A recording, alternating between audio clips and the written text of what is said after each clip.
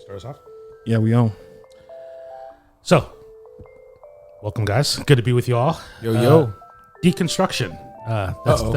That's a topic on the Christian internet these days, isn't it? The Christian internet. Ramon just said that.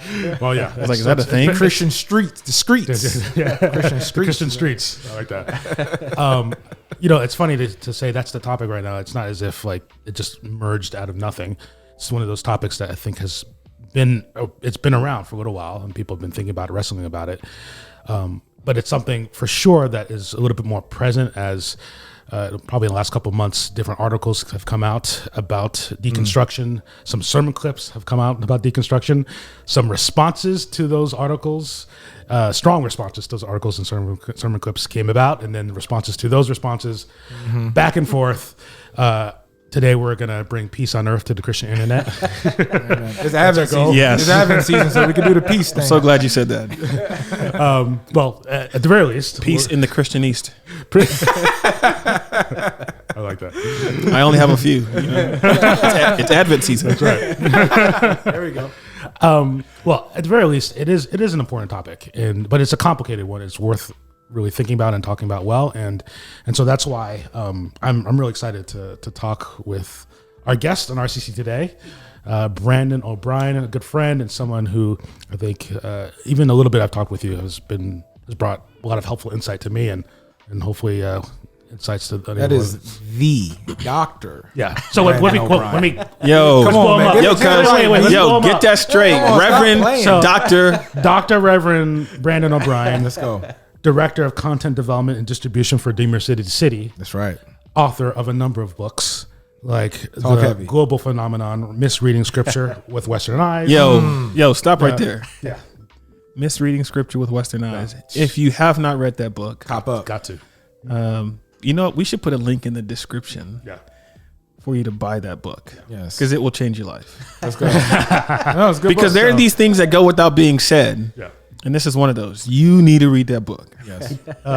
You also wrote Not From Around Here, What Unites Us, What Divides Us, and How We Can Move Forward. Wrote a book on writing. I forget what it's called, the name of that book. Writing for Life and Ministry. Yeah. So Oh. great book. So very helpful to me and what I'm thanks. trying to do right now. I got a funny story about that book too, but we could talk. Yo, about that cuz, later. Oh, there it is, right there. Hey. read that. Come to Read Roosevelt that right Community there. Church, get a signed copy There you go. for only $10. We don't have this book, but this is what you need to get. Just, I don't know if the camera's going to see that, but I'm going to make sure it does. Just get that right there. Read that. All Good right. deal. So let's jump in, Brandon. I mean, what's your sense of sort of the current debate, discussion on deconstruction? Maybe sort of give your sense of it, and then really maybe, how should we begin to think about it? I mean, maybe whether it's sort of we need a better definition of it, that then helps us then begin to really think and talk about the topic. Yeah, thanks. Well, thanks for the invitation. It's good to be with you guys. I think for a while I've been frustrated by the state of the conversation because I've had a lot of private discussions, phone calls, etc., with people who describe the journey they're on as a journey of deconstruction. Mm-hmm. And what they describe in their journey and the goals, like what they're trying to accomplish in that process, is not reflected, in my opinion, in most of the criticisms about deconstruction. Yeah. So I feel like we're using a word. And you feel there's a lot. That's mostly what people. At least I think it does seem like just that people have, at least in recent months, people are coming hard against it. Yeah, I think early on it was sort of maybe some question about almost like people didn't take deconstruction seriously. Mm-hmm. That and now they're taking it very seriously, which is probably good. But it's kind of an overreaction to some. Maybe the way to put it is this, that I think that there are a lot of different journeys that people use the word deconstruction to describe, and they're not the same. And so it's really easy if you pick an extreme version that you consider dangerous to then just speak against all deconstruction, because what you mean is this thing over here that's really dangerous. And then if you only have in mind the things that are healthy, what I would think of as just kind of good Christian discipleship, which is examining your beliefs and asking hard questions and growing. If that's what you mean by deconstruction, then you can just always defend it no matter what. And you got the kind of two poles, people arguing from different expectations or assumptions about what the term means. Nobody ever really carefully defining it when they defend it or denounce it. Oh, that was so then good. you end up with, people just talking past each other. You should say that again. You should define it before you defend it. I know you pastors like that. Your alliteration. I like it. So we're gonna give you pro tip. Or when we add another, or deny it, right? Or deny it. All right. So Look at that. See that alliteration? a little pro tip. So we gonna put this in there. We'll have the sermon outline ready by the end of this conversation. 3 steps when you're responding on Twitter: define, then defend or deny. Yeah. All right. I love it. A little pastoral alliteration for you. Yeah. That's interesting though when you say about the definition and trying to define and whatnot, because at least from my understanding, and you can correct me if I'm wrong, but it seems like a simple form or simple definition that I've heard is reevaluating your beliefs, or some people will say reevaluating your core beliefs. Is that accurate, or should it be more comprehensive than that? Or yeah, that's a good question. So I think there's kind of 2 buckets, and in each one there's maybe more going on. But I think some people it's a personal journey of thinking through their own personal belief system.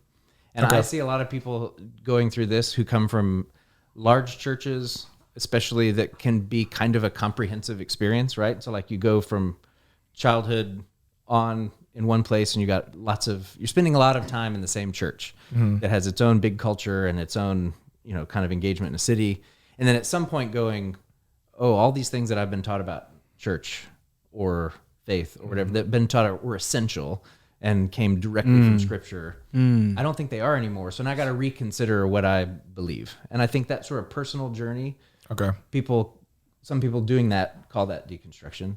okay, I think there's another project that's not just trying to look at my personal beliefs, but trying to look at as a system of American evangelicalism. okay. There's certain things that no matter what denomination you belong to or what kind of church you belong to, there's these kind of tendencies within... Not Christianity, but American version of Christianity. Exactly. So, and then I think there's probably some that are questioning the sort of basic fundamental tenets of Christianity. Likely because of the people who are saying that they follow those tenets, and so they're like, well, if the thing that I'm looking at seems faulty, it sounds like this happened before, right? Yeah.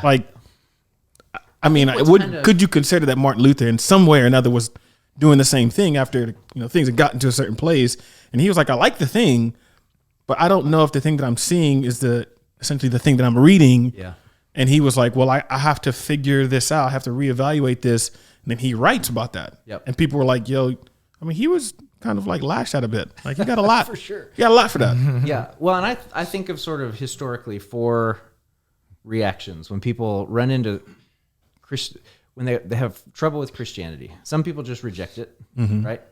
Some people will revise it. So you think of classical liberalism as an effort to say, look, we can't believe in miracles anymore. So Christianity's got to be acceptable within certain cultural limits, right? So that's kind of a revising project. Then some people reform. So Martin Luther, but even before him, monks and all kinds of people were saying, look, we've lost the plot here, and it could be a protest like monasticism, but there's some kind of reform movement. And then I think some people, when I was in college, the big thing was retrieving an older form. So lots of people grow up Southern Baptist and become Anglican or something. And some of the young restless reform is kind of that, right? It's like, even if you're not going back to Calvin, you're going back to Puritans or Kuyper or some kind of a form of Christianity that you feel like had not yet compromised culturally, right? So that's a really good sort of layout. I'm going to sort of repeat it again. So people are evaluating Christianity, and you're arguing in their evaluation, they're either rejecting it entirely, they're revising it in some way, or redefining it. Yep. They're wanting to reform it, or they're wanting to reclaim it. Yeah. Right? So those 4. Yeah. And then if I can, I know I'm sort of leading you a little down here.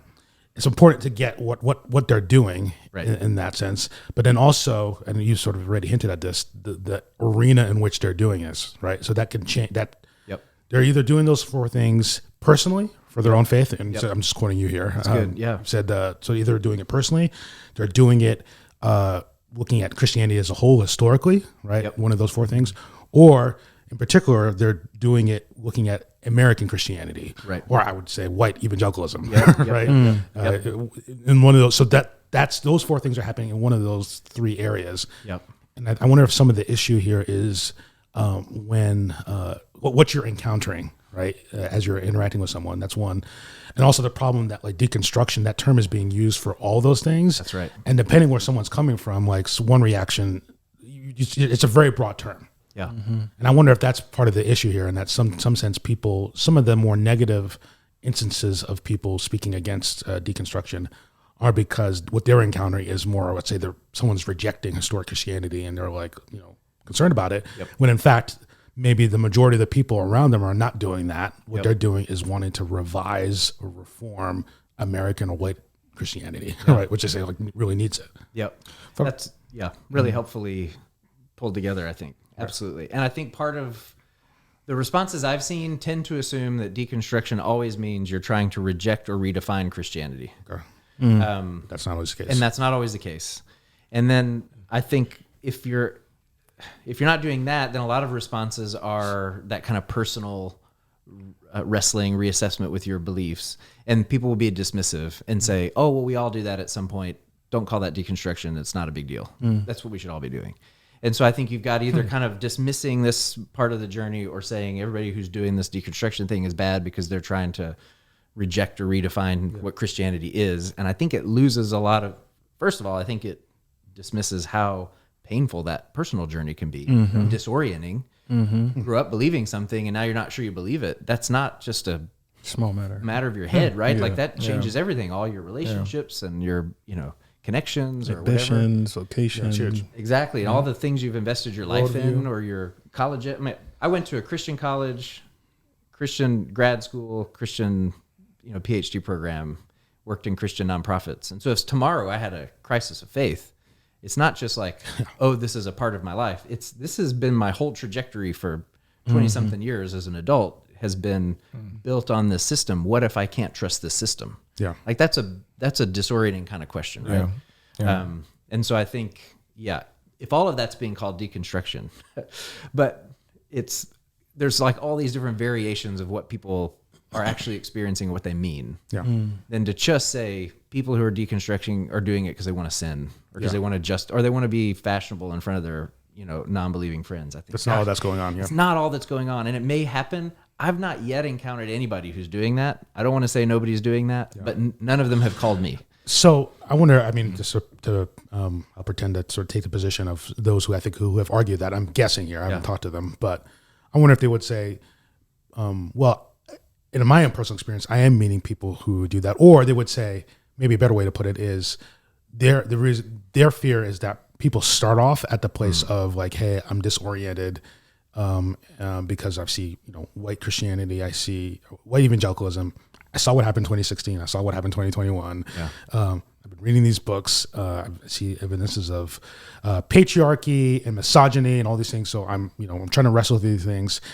And I wonder if some people would say they start there, but they eventually end up deconverting. Yeah. And that's my my reason I feel I want to speak to this, or in the way some people are speaking to this, is it does seem to me in some of the examples you gave where someone is saying like, they're wanting to sin or there's other things. I wonder if some of it's coming out of they're seeing a lot more people end up deconverting rather than just reforming their faith or coming.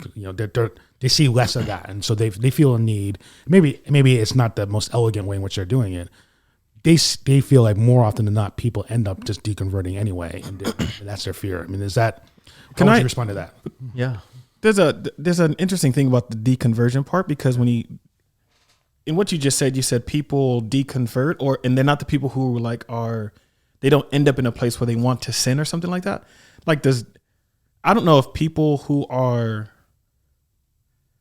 for the couple of people who I know who have said I'm giving up on the faith.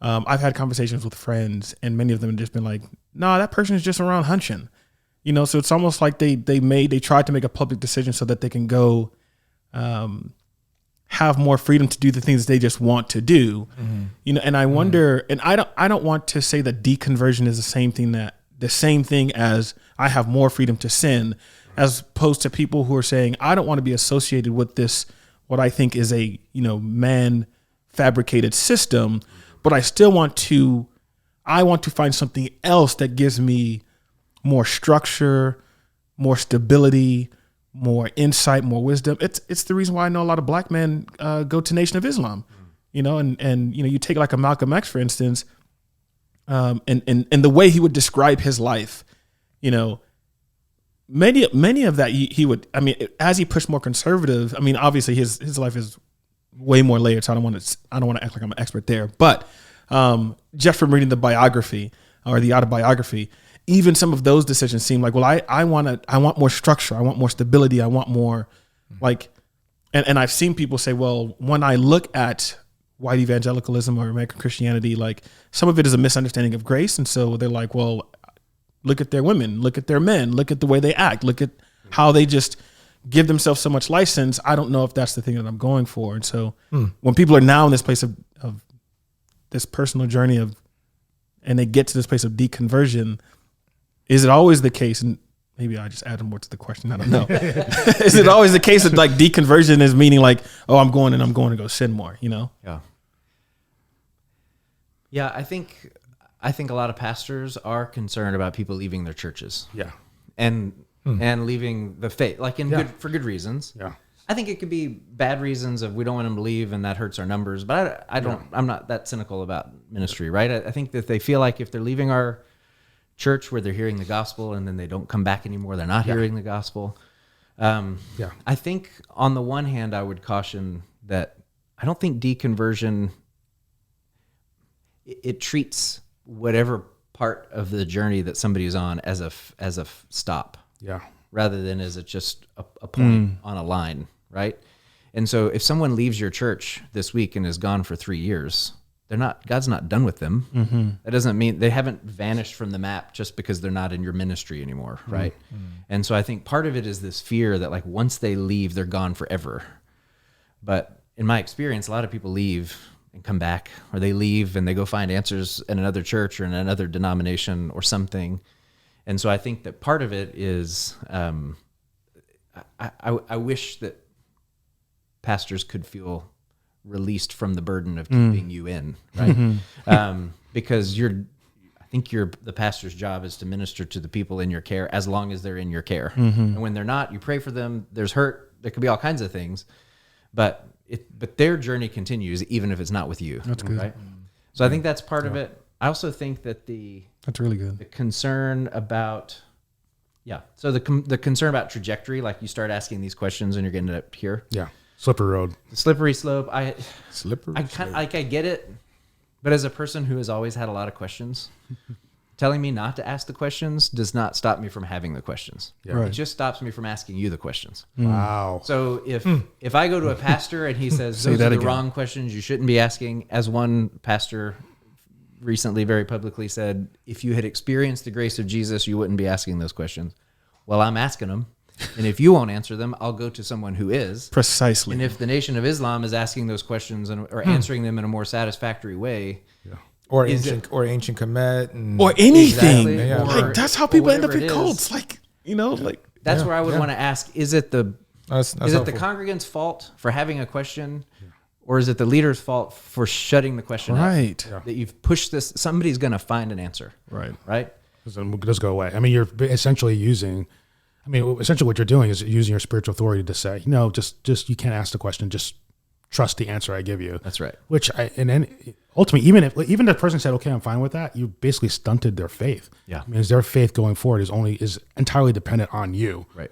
In what you say. Yep. And God forbid, it's a ministry where that leader falls in some particular way. Right. So, I think what I'm hearing from you is, the sense I really get from you is like you're really sympathetic to people asking questions that we should. So I think one thing, would you say if Christian leaders are listening to this right now, you want to encourage people to not be afraid of their members asking really hard questions about the faith, even fundamental questions about the faith, to be a space where people can ask you those questions.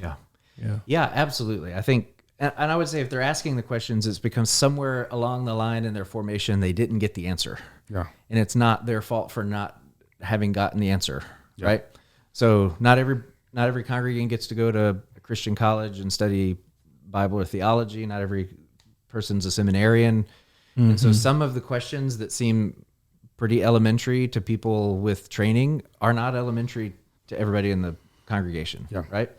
And if those things are disorienting questions for them, then instead of saying, those are silly questions, just trust me, just slow down and answer the questions. Right. And I just can't really imagine a scenario in which a congregation would say, this pastor is the worst. He's always answering our questions. Like, you know what I mean?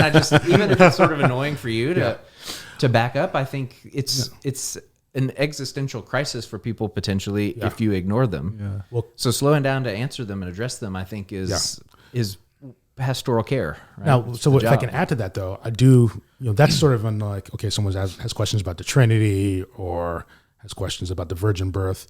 Yeah. I wonder if some of this, though, is some of those questions are more unsettling for some of those pastors. And so I wonder if the further thing we should say to people is some of these questions are going to require great humility from you because you don't know the answer, or it speaks to something that you hold to that you probably maybe should let go of, and you're unwilling. It requires you to do some deeper work.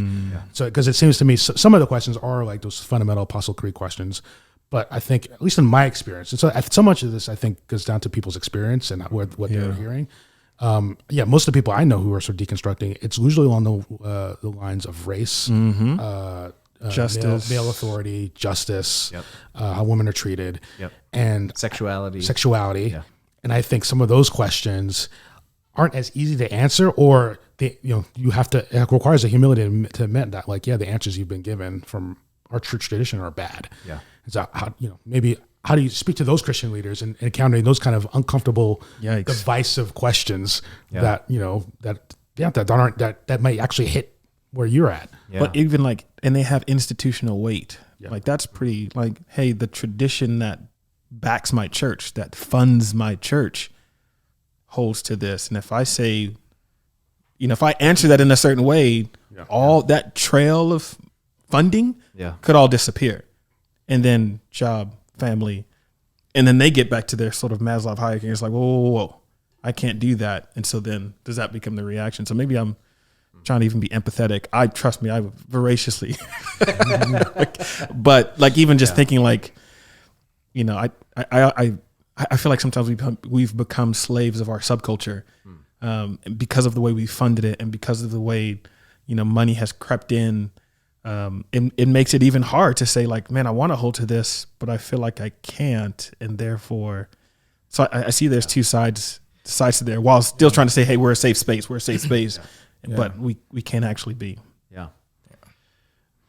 I think an important place to start always is that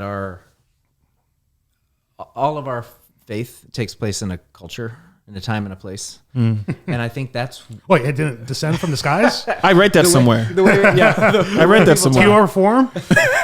And every few years, evangelicals realize that, and then we forget. And so I think, and that's what I find frustrating about the conversation about deconstruction right now, is that there are a lot of really intelligent people who seem to be confusing American evangelicalism with the 2,000-year-old Christian tradition. And so when you say American patriarchal relationships are not the gospel, somebody says, well, but Adam and Eve and whatever. And I think, but we didn't say Bible. We didn't say 2,000-year history. We said American evangelical. So like trying to tease out the fact that I feel like all of us should be really willing to say our faith picks up cultural values as we go. That's good. And we need to be ready to identify those and get rid of them as frequently as we need to. That's good.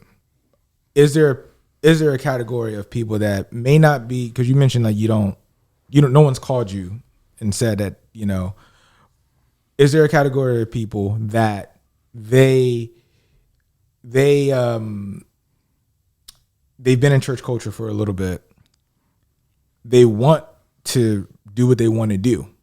At the end of the day, they just want to do what they want to do. They don't want to be in this religion or anything like that. They just want to do what they want to do.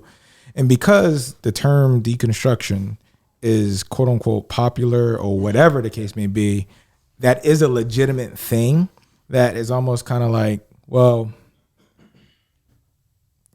let me use that as a label because I know that I can be, you know what I'm saying? Yeah. maybe again, maybe like a loophole. Like, because I'm speaking from experience with certain people that I've like legitimately talked to directly on certain things. We get into the nick and cranny. It's just I want to, I want to do what I want to do. Yeah. Some people may even go to argue to say like I never really even believe these things. I was only a part of this because of the community that I actually had. Right. So anyways, I'm just saying, like, is there a category of that? Yeah, that's a good question. Yeah, and I think even there it's complicated because I think there are people who leave moralism Okay. because it's awful, Yeah. right? And then they end up in like kind of whatever the opposite of moralism is, and that's awful too. Yeah. But it shouldn't surprise us that somebody's getting out of a straitjacket and then they're gonna test the limits. What can my body do now that I'm not in the straitjacket, right? Sure. And they end up hurting themselves. And I do think that there are those people, and some of them may have been in church, like you said, because they grew up in it. They like the community. Everybody they know is in church, and they never really were all that personally committed. And so now they were a part of a culture, and they're getting rid of the culture, but they weren't part of a faith, right? So like in some level, I think that's happening. I think at another level, I mean, I can think of friends who are gay who left churches because they could not be, they couldn't be out in those churches. And so somebody would see that and say, well, see, they left because of sin. Their motive was not to leave because of sin. Their motive was to leave because I'm out now and I need to go somewhere where I'm welcome. Yeah. I don't actually have any. I don't actually have any gay friends who have left Christianity altogether. I know there are people who come out and leave Christianity altogether, but the people I'm closest to have not. They ended up in other churches. Interesting. And so they would say that they're reevaluating their core beliefs, but they would also say that they have not lost faith in Jesus. Yeah. They've not left the church. They've not. So I could see somebody on the outside, the pastor of their previous church, saying, well, they just left so they could go live their sinful lifestyle. That's an interpretation of that. That's not the way that person going through that journey would describe what they're doing, right? And so I think that's where it's helpful to kind of ask a few questions and to say, okay, and somebody says, I'm deconstructing, and say, tell me about that. What do you mean by what do you mean by that? Yeah. Tell me about your experience. Where are you in that? And you know that kind of thing before you start saying, that's bad or good for you. Everybody should do that because we don't know which of those things they're doing. Yeah, it's nuanced. It's more nuanced than we probably give it credit to, right? I also wonder how much of the pandemic that took place. We're still in a pandemic. But allegedly. I wonder how long are we going to keep saying that? Like 2030? Still in the pandemic. We're still there. But I wonder, and I'm going back to the community aspect, right? Because people being isolated and whatnot. How much of that maybe just revealed some of the stuff that was maybe already there in terms of some people? Because I feel like with some people, not all, that because of isolation, because of this, because of that got them to start thinking about certain things, and then now they're in this stage of reevaluating things, and then now that if I could add to that though, it definitely is a factor. I just think it's a couple things stewing in the pot together, right? And so I just think I think a lot of people that I know, a lot of pastors I know, just don't appreciate the impact of like a 2016 among a lot of Christians. What happened in January 2021, the insurrection, and then the ways in which people are making excuses for that. That's true too. The way Christians are making excuses. Christians are making allegedly excuses. Every single year we find out about another Christian leader. And some of the most prominent ones that we know. Some of them are people who they've read their books. They came to faith through them, finding about like horrible abuse and failures, monetary failures, authority. The rise and fall of Mars Hill shows us what was happening to Mars Hill was even worse than we thought. Right. And so like that, and then you have the pandemic, which gives them more time to really be like, whoa, to stew on that, right? Right, for sure. I think all those. There's other factors, for sure. Yeah, definitely. There's definitely other factors involved. Well, I know I've spoken to several pastors who, when they were out of weekly services during the pandemic, and not just weekly services, but like they don't have midweek stuff and they don't have special events and they don't have, in large ministries where there's something going on all the time. Yeah. And you like hit the big pause button and they suddenly, everything stops. They start going, why were we doing that to begin with? So I do think for some in ministry I've spoken to who have this sense of like, they're reevaluating their core beliefs about church because suddenly for a year they weren't allowed to do most of the things that they thought were essential to church. And then they realize I'm happier now, or people seem better engaged, or like, why were we doing that to begin with? And then it may have been the first time they've ever asked any theological questions. And so then they come fast, right? Lots of questions fast. And it becomes hard to filter out one issue from another. So I do think the pandemic accelerated for sure. There's another ingredient in this whole situation. Not the whole thing, but it's part of it. That one seemed like an especially catalyzing one. Yeah. Like there was a moment where everybody got to sit at home and just be. Yeah. You couldn't go anywhere. You were locked. Some of us had babies. Some of us, a lot of us had babies. But you have a lot of time where what you would normally just, maybe you're going through the motions. You said something really interesting when you said people were a part of a culture, not a part of a church, or not a part of a faith. And I'd love for you to kind of tease out what that would even look like, as again, if for all these years you might have been going through the motions, but because you knew the language and you knew the people and you knew the places, you knew all the time, the rhythms, you knew the verses, you knew all the responses, but it didn't really hit. It wasn't really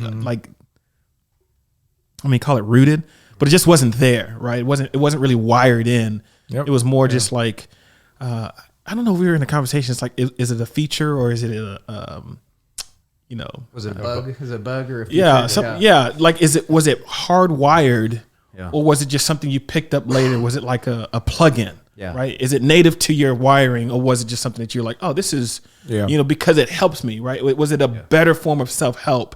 And so I went through all these motions for all these years, and then a pandemic hits, and I got to sit down. Yeah. And when I sat down, I got the opportunity to see a lot, because the digital world is really, really big. Yeah. And so I get all that time to just play out in the wild, wild west of the internet. And everybody's asking these questions, and I don't know who to trust, and they all look good, and everybody's trying to shine, and everybody's, and things come really fast on the internet too. And so I'd love to, that idea of being part of a culture, but not a part of a faith is really interesting, especially when a lot of people, a lot of subcultures use a lot of faith language. How are you wise to know the difference and be able to, it reminds me of that, like, rightly dividing the word, not being battered by every wave of doubt. There's this, sensitivity to the nuance, right? Yeah. Because it's all coming so fast. Yeah. My brain is walking down two roads at the same time. So I'm trying to figure out which one to go on. I think there's a negative way to talk about, belonging to a culture and not a faith. And I think that's what I grew up with, was this idea that there's a sort of like cultural Christianity that's not real Christianity. People just show up and they do the potlucks and they, pray before meals, or they do it, but they're not really in. What's weird is that the groups that used to rail against that when I was a kid are now kind of like, oh no, we don't want to lose cultural Christianity. I think I'm very confused about what our values are. But anyway, I think I think it's easy to criticize that as those people aren't real. Right? They're not really engaged. But I think every church has a culture. Right. And part of belonging is picking up the language. We do this on purpose with mission, vision, values. We're trying to create a culture, right? And you're trying to create as inclusive one as you can, or as a faithful one as you can, or whatever. But you're creating a culture. And so part of belonging is you speak the language, you know the values, you've internalized, the songs, you kind of know the rhythms, and you're part of the community groups. Go on, you're part of the groups, and you eat the food, and you do right. Like it's like belonging to any culture, and so I don't want to. And so you can't exercise your faith any other way but in a culture like that. And I think what happens is that those cultures suit some people better than others, and sometimes people who grow up in those cultures, either through life experiences or they realize they're not quite the same as these folks. And so they feel like they don't fit. And as long as the culture can say, oh no, you can be different and fit, that's fine. And as long as the culture is hospitable enough to flex, then people can stay. But as soon as you realize, no, your belonging depends on you speaking this language and observing these boundaries and doing then you say, well, I guess I don't fit. And then where do they go? Well, they're going to go somewhere they're welcome. And so if they find a group of people who's asking the same questions and feels burned by the same institutions and feels dismissed by the same, celebrity pastors or whatever, they're going to form there's going to be a bond. I don't know if I would call it a community, but it's a bond, right? And so people rail on evangelicals and all that, and I think what they are, if nothing else, is they're like they're like foxhole friends, right? Like they're people that may not have anything else in common except that they've been shot at for a while in the same ditch, and now we're in this together, right? Wow. And so I think I have a hard time faulting people for that.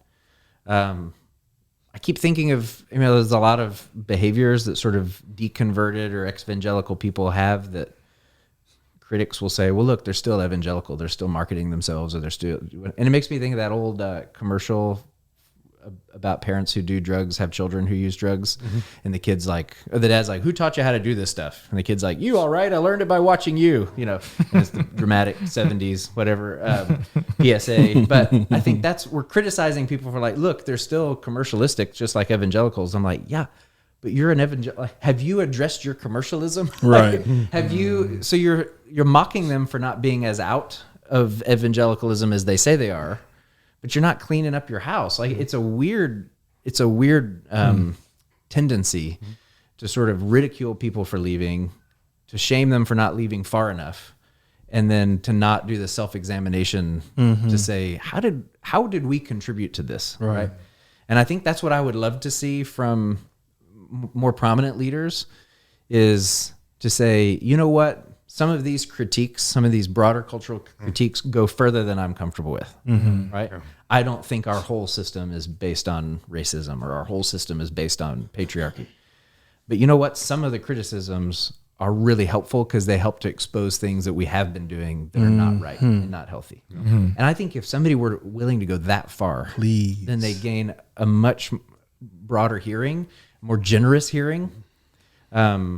But to just shut it down and to say, oh, these people are ideologically motivated, unlike me, because I'm only motivated by the gospel. And then you're like, well, actually, it seems you're motivated by this ideology too. Then it ruins your witness conduct. What's the word I'm looking for? You lose credibility. Yeah. If you can't admit your own faults that are plain to everyone else, you lose your credibility. Right. And I think that we can blame the divisiveness of the internet or whatever, but the reality is, people are very sensitive to everyone else's failures right now. Yeah. And if you're the least aware of them, that puts you in a bad spot. You need to be at least aware of them as everyone else. Yeah. Be ready to admit and ready to learn. I think the defensive posture is not doing anyone any good. It's only pushing away. And if your concern is for people's souls, then you should listen to them. Yeah. Only because you said defensive posture, the word apologetics popped in my head. And people go to that sort of like, well, the Greek word means to defend. And I've always been a little like, I'm not sure that's the best interpretation. Now, tell me if I'm wrong, which is fine. But when he talks about that, he says being able to give a response for the hope that's in you. Typically don't have to debate hope. Yeah. And people who are in a situation where their hope is being recognized typically aren't the ones who have to have, a 10-step defense, or who have to prepare for debates or sit on a panel and say, here's why I have this hope. And, I'm going to go talk to or I have to, I feel like I'm being attacked. They're usually the ones suffering the most, and the ones who, despite the suffering, still carry this kind of resilience, right? And don't have to boast about, I'm only moved by the gospel or something of that sort. Now, again, I'm not saying there aren't layers to defending the gospel. That's not what I'm saying. But I do feel when you talk about defensive posture, that sort of hard lean towards defending and what that kind of, and how we understand what that word defense means, versus a kind of like like standing, right? Like stand fast. Like after you've done all to stand. Yeah. Like that kind of, I'm going to stand. I'm going to be resilient despite the constant sort of parade. Yeah. Where it might be like, yeah, some of the critiques go farther than I'm comfortable with, but I don't believe that the entire system is bad. Yeah. Right. I don't believe that I'm just going to stop going to church because, like I'm just not feeling it anymore. So I just do this thing online. I'm like, that I'm uncomfortable with. I tell my own friends, I'm like, yeah, that doesn't seem like the way to go. Go ahead. I was going to ask. Well, go ahead. I was going to say, there's in Matthew, the Sermon on the Mount, does Jesus deconstruct when he says, "You have heard it said, but I say to you"? What's your thoughts on that? Well, I think it's definitely, there are people who would say that people who are deconstructing are doing the serpent in the garden thing and saying, Oh, I saw something about that on Twitter. Did God really say such and such? Yeah. And so I think what Jesus is doing is pointing out that Jesus is saying what God has always been saying. Mm-hmm. But between Moses and now, some traditions have added up. Well-intentioned, helpful sometimes, unhelpful other times. But what I'm telling you is, even if you've been doing it this other way, listen, I'm telling you the way it is, and it doesn't contradict what God has been saying from the beginning. Right. And so I think at some level, yes. I think the difference is that I heard somebody today, I think it was David French on a podcast, talking about, the apostles were deconstructing their expectation about what the Messiah was, right? In Acts. It's true, except they were deconstructing an Old Testament Hebrew understanding of a Messiah. We're all trying to wrestle with 400 or 500 years, I guess, of Protestant tradition, which is thoroughly Christian, right? Supposed to be. Allegedly. Allegedly. So the point is, I think that, in a sense, I think the apostles are actually a great example, because they keep, especially early in Acts, they keep running into people that they wouldn't ordinarily have interacted with, like Ethiopian eunuchs and Cornelius, the centurion. And the Holy Spirit does that and says, go talk to this person. Peter is so uncomfortable that he justifies himself out loud over and over. I shouldn't be here. It's wrong for me to be in your house. He just keeps, he's just doing what the Spirit is doing to them what Jesus did in the Gospels, which is, come follow me to the tax collector's house. We're going to have dinner. And keeps putting them into contact with people that make them ask questions they never asked before. And trust the Holy Spirit not to give them new answers, but to give them the wisdom of God from the beginning, right? Well, that's good. And I think we're resistant to go to the tax collector's house because we think we're going to have a new theology to justify it. And I keep thinking, but maybe it is more like, you've heard it said that you can't go there because you're supposed to come out and be separate. I'm saying that this is what the kingdom of God is like. We sit with these people. Do you know the answers? No, but just sit there and eat. We'll figure it out, right? Yeah. And that level of discomfort, I think, is hard for some people. It was hard for the apostles. But it was a big part of their education to go into, to interact with people and ideas that made them uncomfortable and to learn from it. Brandon, thank you so much. This is real helpful. One of the things I think we can sort of sum up to take away is any Christian leaders listen to this. It's just a general posture of openness, of asking more questions, of a sense that people may be on a trajectory where they're moving away from things that you really care about, but keeping that sort of open relationship with them is really important. And in some cases, they're questioning things that they need to question. Some things that you should be questioning. That you should be questioning. And you said this before, God's not done with people, right? Just because they leave your church. And so how we orient towards them now in the moment as we're wrestling with things that maybe do unsettle us is important for maybe what God might do a couple years down the road. Last thing, one of the things I can't help but think of in these kind of conversations is, imagine someone is deconstructing. They happen to come across a clip from this or hear us now. What would you want them to hear from you, from us? What would you want them to get a sense of how we want to posture towards them if they happen to hear this and hear us talking about what they're doing? Yeah. Wow. A passage that has been powerful to me always is when Jesus is saying crazy things about how you have to eat my flesh and drink my blood, or you can't be my disciple, and everybody leaves. And Jesus says, "Are you gonna leave me too?" His disciples, and Peter says, "Well, where else would we go? Because you've got the words of life." That's so good. And I used to hear that as a like profound statement of faith, and more recently I hear it as sort of a resignation. Like, you're talking crazy, but you also seem to be right. And I don't know how to reconcile that, but I'm here, right? And I think that posture of Peter's is a potentially hopeful place for people who are deconstructing, because it's not Jesus necessarily who's saying crazy things. It's pastors or church leaders or your uncle at Thanksgiving or whatever it is, but people are saying crazy things. And you've got this feeling, yeah, but Jesus has the words of life. So where would I go, right? If they can't find them in your church, they're going to look for them somewhere. And so the person who's looking, I would say, keep looking. And to the pastor who is obscuring the words of life, I would say, get out of the way. Like, let the people in who want to find Jesus. And even if they're not looking for him in a way that you're comfortable with, you have to recognize the search.